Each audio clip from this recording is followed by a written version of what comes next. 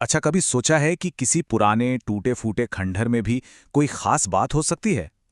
कहानी कुछ ऐसी ही है जसपाल और हरप्रीत की। दो दोस्त जो अपने घर के पास एक खंडहर को देखकर सोचते थे, भाई इस टूटी फूटी जगह की किसे परवाह होगी। पर फिर उन्होंने कुछ लोगों को इसकी बनावट की, इसकी आर्किटेक्चर की तारीफ करते सुना। और तभी उनके मन में सवाल आया, आखिर इस पुराने खंडहर में ऐसा क्या है जो हमें नजर नहीं आ रहा। और जानते हैं, यही सवाल हमें आज की हमारी इस खोज यात्रा पर ले जा रहा है। चलिए, समय में हजारों साल पीछे चलते हैं, एक ऐसी खोई हुई दुनिया को ढूंढने, एक ऐसी सभ्यता जिसने इतने शानदार शहर बनाए और फिर वो रहस्यमय तरीके से कहीं गायब हो गई। अब देखिए, इस महान सभ्यता की कहानी की शुरुआत कोई सोची समझी योजना से नहीं हुई, बल्कि इसकी खोज तो बस एक इत्तेफाक थी। एक ऐसा हादसा जिसने भारतीय उपमहाद्वीप के इतिहास को हमेशा हमेशा के लिए बदल कर रख दिया। बात है करीब करीब 150 साल पहले की। हुआ यूं कि ब्रिटिश इंजीनियर्स पंजाब में रेलवे लाइन बिछा रहे थे। तभी उन्हें हड़प्पा के खंडहर मिले। लेकिन उन्होंने इसे क्या समझा? बस अच्छी पक्की ईंटों का एक खजाना। और फिर क्या, हजारों लाखों प्राचीन ईंटें उखाड़ी और रेलवे ट्रैक के नीचे बिछा दी। उन्हें जरा भी अंदाजा नहीं था कि वो दुनिया के सबसे पुराने शहरों में से एक को तबाह कर रहे थे। जरा इस टाइमलाइन पर नजर डालिए। सोचिए, ये शहर आज से लगभग 4700 साल पहले अपने चरम पर थे। फिर हजारों साल तक ये जमीन के नीचे दबे रहे, किसी को कुछ पता नहीं। फिर 1500 साल पहले वो रेलवे लाइन का काम शुरू हुआ। और कमाल की बात तो ये है कि उसके भी 70 साल बाद जाकर आर्कियोलॉजिस्ट को समझ आया कि अरे, ये तो कोई मामूली खंडर नहीं है। मतलब कितना लंबा फासला है वक्त का। तो आखिर क्या था इन शहरों में ऐसा खास? इस सभ्यता की समझदारी का, उनकी प्रतिभा का पहला और सबसे बड़ा सुराग मिलता है उनके शहरों के डिजाइन में। ये सिर्फ यूं ही बसी ही बस्तियां नहीं थीं, नहीं, ये पूरी प्लानिंग के साथ बनाए गए शहरी केंद्र थे। देखिए, अक्सर हड़प्पा के शहर दो हिस्सों में बटे होते थे। एक था पश्चिमी हिस्सा, जो थोड़ा छोटा और ऊंचाई पर बना होता था। इसे पुरातत्वविदों ने नगर दुर्ग या सीटेडल का नाम दिया है। शायद यहाँ कुछ खास बड़ी बड़ी इमारतें रही होंगी। और दूसरा था पूर्वी हिस्सा, जो ज्यादा बड़ा था और निचले इलाके में था। इसे निचला नगर कहा जाता था, जहां आमतौर पर लोग रहा करते थे।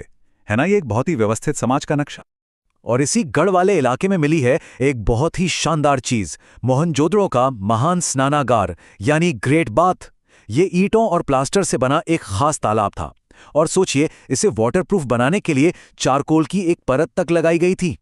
ऐसा माना जाता है कि शायद किसी खास मौके पर धार्मिक स्नान के लिए इसका इस्तेमाल होता होगा। ये उनकी जबरदस्त इंजीनियरिंग और सामाजिक रस्मों दोनों का पक्का सबूत है। और सिर्फ यही नहीं, वो लोग पानी के मैनेजमेंट में यानी वाटर मैनेजमेंट में भी उस्ताद थे। शहरों में ढकी हुई नालियों का एक पूरा जाल बिछा था, एकदम सीधी लाइनों में बनी नालियां जिनमें सफाई के लिए मैनहोल तक थे। यहां तक कि कई घरों के अंदर अपने पर्सनल बाथरूम और कुएं भी होते थे। उस जमाने के हिसाब से ये सब कुछ अविश्वसनीय रूप से मॉडर्न था।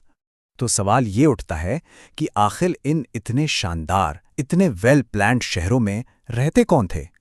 जो भी सबूत मिले हैं वो एक बहुत ही हलचल भरे और जटिल समाज की तरफ इशारा करते हैं। सोचिए, वहां शासक थे जो शहर की खास इमारतों की प्लानिंग करते और दूर दूर से कीमती धातुएं और पत्थर मंगवाते थे। फिर लिपिक थे यानी स्क्राइब्स, जो मुहरें तैयार करते थे। और हाँ, क्राफ्ट्स पर्सन भी थे, पुरुष और महिलाएं दोनों, जो तरह तरह की खूबसूरत चीजें बनाते थे। लोग सामान खरीदने बेचने के लिए लंबी लंबी यात्राएं करते थे। मतलब कुल मिलाकर ये एक बहुत ही वाइब्रेंट, एक जीती जागती जगह थी।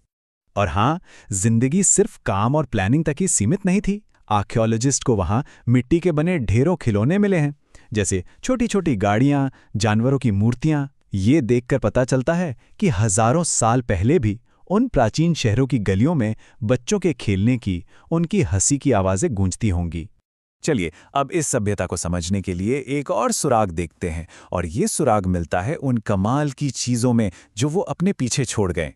उनके बनाए सामान से न सिर्फ उनके हुनर का, बल्कि उनके विशाल ट्रेड नेटवर्क का भी पता चलता है। लेकिन उनके क्राफ्ट को समझने से पहले एक छोटा सा कॉन्सेप्ट समझना जरूरी है। कच्चा माल यानी रॉ मटेरियल। ये बस वो बेसिक चीजें हैं, जैसे कि कपास हो गया, कोई धातु या लकड़ी, जिनसे आगे दूसरी चीजें बनाई जाती हैं। और हड़प्पा के लोग ये कच्चा माल हासिल करने के लिए बहुत दूर दूर तक जाते थे।